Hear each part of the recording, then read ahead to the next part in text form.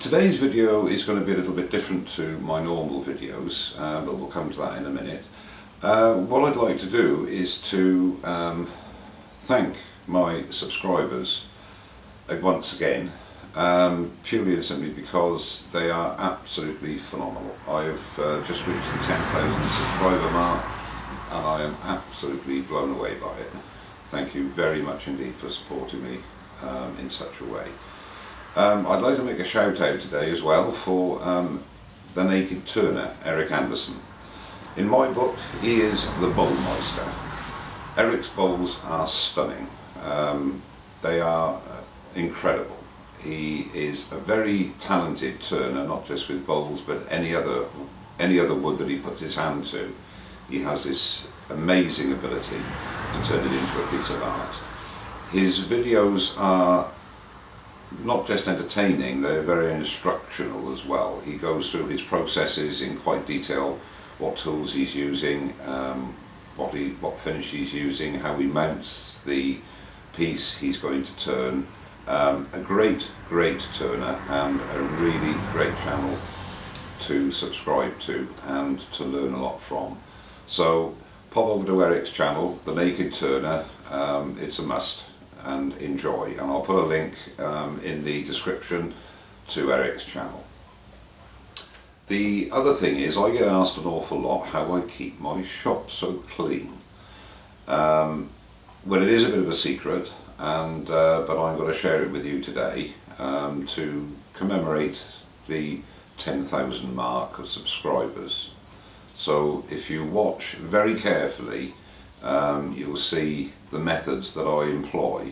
It's only my methods. I'm not saying that it's a definitive guide on how to clean your shop, but this is the way I do it, and I hope you go away from today's video learning a few tricks of the trade. Okay, so the first thing that you need to do is to clear the area to be cleaned. Now, a lot of people don't realise this, but one of the most important tools in the shop is the shop brush or broom. And what you do, without bending your back, this is very important, you take light strokes, moving the shavings towards you, not pushing away. I would normally wear a dust mask or an air respirator for this, or even sprinkle water on it. But for this demonstration I wanted to show you how easy it is to do. So we carry on with the broom until such time as the bulk of the material has been put into one spot. Now yes, I know what you're saying, this is only the floor. We've still got the rest of the shop to do here around the lathe, but we'll do that in a second. So we've now got this in a pile. Now this is only after one turning of a wet bowl, right? So this is quite a bit of shavings. So now, what a lot of people don't realise is, this is, you can purchase these on eBay or anywhere online from a good supplier, but make sure you get the plastic, okay? And then, with a suitable container, I'll use an old oil drum here, you literally put it in there. Now, none of this rubbish with your hands. You use the brush so you get more into the container with each scoop. And what this does, it allows you more time on the lathe. Now I can already feel the dust going into my nose, so a dust mask really should be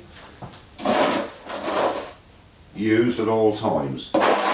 Now the reason this is a bit dusty is I didn't actually clean up last night after I finished doing 4 or 5 wet bowls. The last bowl I left. So that is something else that I think you should be very aware of. The next thing is a shop vac. Again, not everybody's got one of these, and I can understand why, because this cost about £35–40, this particular one. And you turn the shop vac on, and what happens then is that the residual mess gets dragged up through this apparatus here, through this tube, down the long tube here, through a filter and into the body of the vacuum. It's incredible stuff. I'll show you how it works.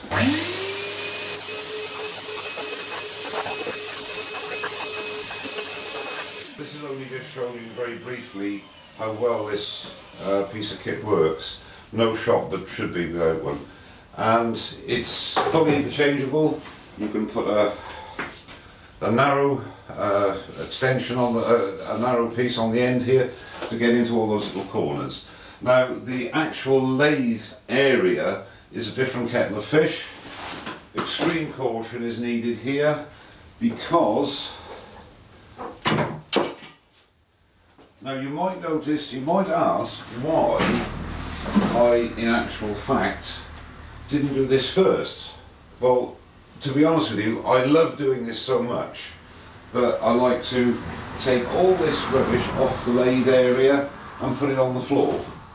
And that means I get an opportunity then to use the brush again and also the vacuum cleaner. And I tell you, it is amazing. It's almost as good, if not better, than turning wood. And don't knock it until you've tried it. Because I know a lot of you turners out there don't bother cleaning the shop. It's got to be done. And I always like to start with a nice clean shop when I start a new project. And it does garner an awful lot of comments, especially on my Facebook channel in Woodchuckers, Harry's Woodchuckers, which I'm a very proud member to be in. A lot of people there. I post a picture of my shop after I've done a wet turning and they're absolutely shocked. And some of them, I'm sure it affects their lives for the future. But, you know, sorry lads, it does happen. But this is the solution. Clean the shop regularly. If you clean the shop regularly, it's such an enjoyable experience. It's like cutting the grass. I hate looking at a lawn when it's cut. It's the cutting and, you know, the moving all the waste away. It's just so enjoyable. So as I say, my method, and as I say, it's not definitive. You get the rubbish that you've created on top of your lathe area, all the bits that get into your line centres and everything else, and chuck it on the floor, and then you sweep it up and hoover it again. And the brilliant bit is you get to use the shop vac again, which I'll show you in a minute. I'll speed it up because it does take a little while to go into all the little corners there. So another excuse to use the shop vac. I mean, what more can you ask for? This wonderful craft is full of so many surprises. I'll get on with this now and I'll see you at the end.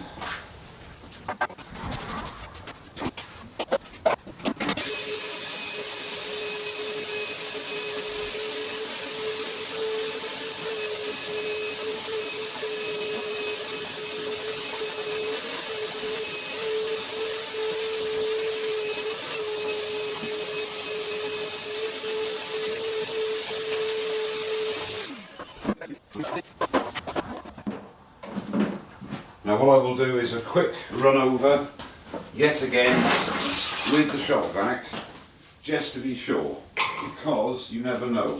Why do I use this short one instead of this very long one I've got up here in the rafters? Because I like to bend my back, because I spend so much time worrying, and quite rightly so, when I'm wood turning, whatever I'm doing, making sure that I bend my legs and I keep my back straight and put as little pressure on my back as possible. But this gives me an opportunity to throw away all the caution and bend my back while I'm working. And it's a great feeling. Well, for the purposes of this video, it's not a perfect result, but I think you get the idea of what I'm trying to say is that cleaning up your shop can be a really pleasurable experience. I thank you all very much for watching. A note of seriousness, well, this is serious stuff, of course it is. My next video will most probably be another in the beginner's guide, and we might be doing some fruit or something, but I'm not quite sure what the subject will be. Check out Eric's channel, The Naked Turner, and be sure to come back here for the next video, which will be in a week or so. and it'll be in a very clean shop before I start my project. So thanks very much for watching, and don't forget to subscribe. Cheers now.